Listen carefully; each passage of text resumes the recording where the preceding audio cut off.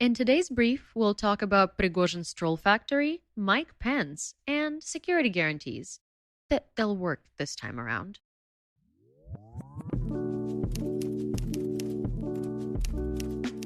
I'm Yewleea, and today is Friday, June 30th, 2023. You're listening to the Ukraine War Brief podcast, where we bring you up to speed on the war in Ukraine in about 20 minutes or less. Let's get started with the news in Ukraine from the front. According to Ukrainian Deputy Defense Minister Hanna Malyar, Ukrainian forces have advanced 1,300 meters towards Russian-occupied Berdyansk in the Zaporizhzhia Oblast, and have also advanced about 1,200 to 1,500 meters towards Klishchiivka and Kurdyumivka in the Bakhmut area of the Donetsk Oblast. The General Staff of the Armed Forces of Ukraine, or GSFU, reported that over the last day, Russian troops lost roughly 680 soldiers, 1 aircraft, and 27 artillery systems. The GSAFU also reported that Ukrainian forces repelled Russian attacks in the area of Rozdolivka, Orikhovo-Vasilivka, Bogdanivka, Bila Gora, Avdiivka, Siverna, Mariinka, and Novomykhailivka in the Donetsk region. Chief of the Defense Intelligence of Ukraine, GUR, Kyrylo Budanov reported that private military company PMC, Wagner Group, will no longer be fighting in Ukraine, saying, quote, "We have compromised the Russian leadership. The myth of the Russian regime's steadfastness has been destroyed once again. The Russian space forces suffered losses. Moreover, the Wagner PMC will no longer participate in the hostilities on the territory of Ukraine. This is the most effective unit of the Russian Federation, which was able to achieve success at any cost." End quote. Budanov also disclosed that there is an ongoing assassination plot against Prigozhin. Shocker. Republican former U.S. Vice President, current child of the corn, and prospective presidential candidate Mike Pence took an unannounced trip to Ukraine, meeting with Ukrainian President Volodymyr Zelensky.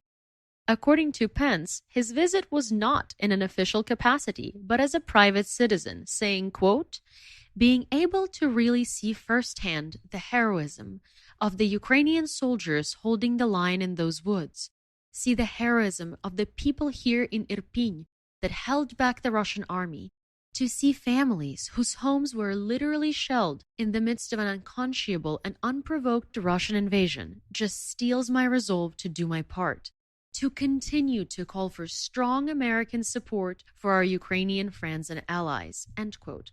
Is that why you helped blackmail Zelensky a couple of years ago? And I haven't heard you calling for anything. Moving on to the home front. Russian attacks in Ukraine's east and south over the last day killed 5 and injured 9.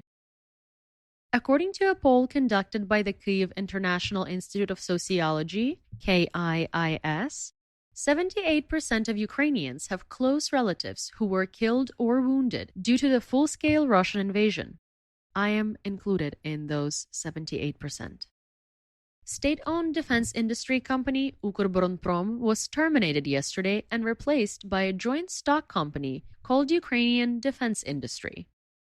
The Security Service of Ukraine, the SBU, reported on the 29th that it charged 6 people with the embezzlement of 400 million hryvnias, that is about 10.9 million USD, at the Poltava mining and processing plant. Swedish eco-activist Greta Thunberg also visited Ukraine and met with President Zelensky, discussing the ecological consequences of the Kakhovka Dam's destruction. Now to the temporarily occupied territories. Zmina Human Rights Center reported that over 560 Ukrainian citizens have been kidnapped by Russians from the occupied territories, including activists, volunteers, educators, and journalists. After the attack on the Chonharsky Bridge, occupation forces have been trying to use the route through Armyansk, according to Deputy Defense Minister Malyar. However, quote, "It is too close to the positions of the Ukrainian defense forces, and this makes the enemies nervous. They do not feel safe in using this logistical and transport route." End quote. Let's talk about the news outside of Ukraine, the Russian Federation to be specific. According to the Institute for the Study of War, ISW, Putin may be still negotiating specific aspects of the deal to end the weekend rebellion. After Wagner leader Yevgeny Prigozhin's failed mutiny, his so-called troll factory was paralyzed for almost a week due to Russian security forces seizing all of the equipment from the organization's offices in St. Petersburg. The factory is now reportedly looking for a new owner. Anyone wants some untrained trolls who don't speak English very well?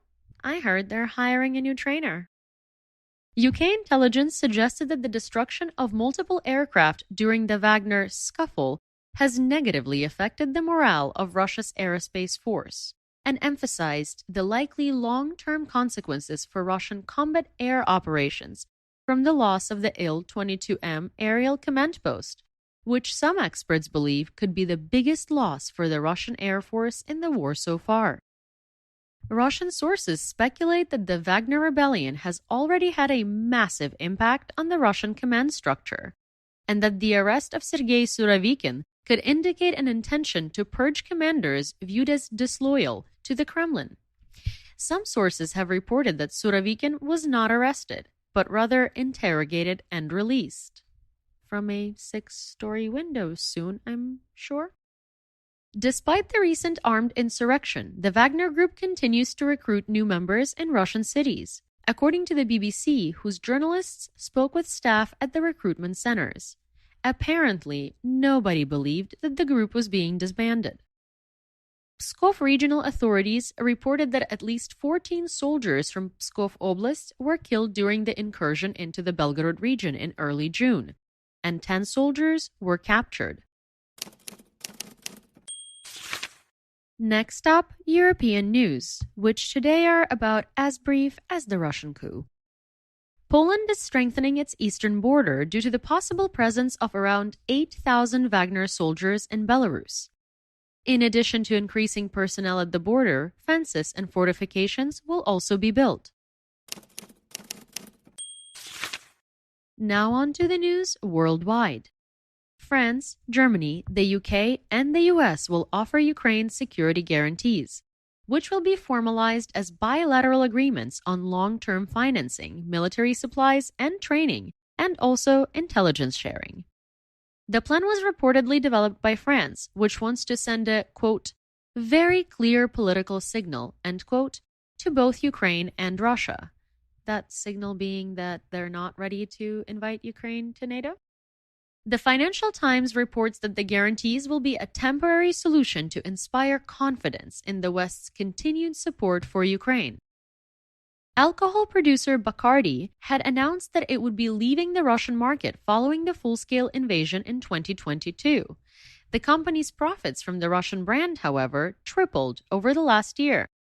Kinda suspicious. Bacardi sucks anyway. Grey Goose is a top-shelf vodka only in its advertisement. Here is a list of good alcoholic beverages you can substitute with. I recommend Khor, Khor, Ukrainian vodka, Xdar, Xdar, also a Ukrainian vodka, and Nimirov, also a Ukrainian vodka. They're all now available for purchase in the US and truly go down very smooth, not like that goose. NATO Secretary General Jens Stoltenberg expressed his confidence that the alliance will, quote, send a very strong signal of support to Ukraine, end quote, at the Vilnius summit in July, but that Ukraine's future membership in NATO will be discussed after the summit. President Zelensky indicated that he would personally come to Vilnius for the NATO summit only if Ukraine gets a satisfactory response, an advisor stating, quote, the president will not go if the leaders demonstrate a lack of courage, while Ukraine is fighting against the Russian aggression with all the courage, will, and strength, and high morale, end quote. According to the Lithuanian Armed Forces, Germany is deploying Patriot air defense systems in Vilnius, which is in Lithuania, to strengthen security for the upcoming NATO summit. And last but certainly not least, we have breaking news.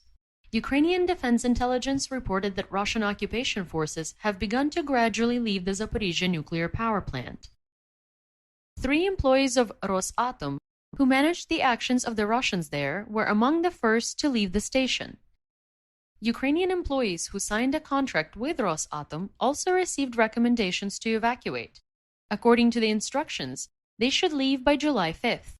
The recommended destination is the territory of the occupied Crimea.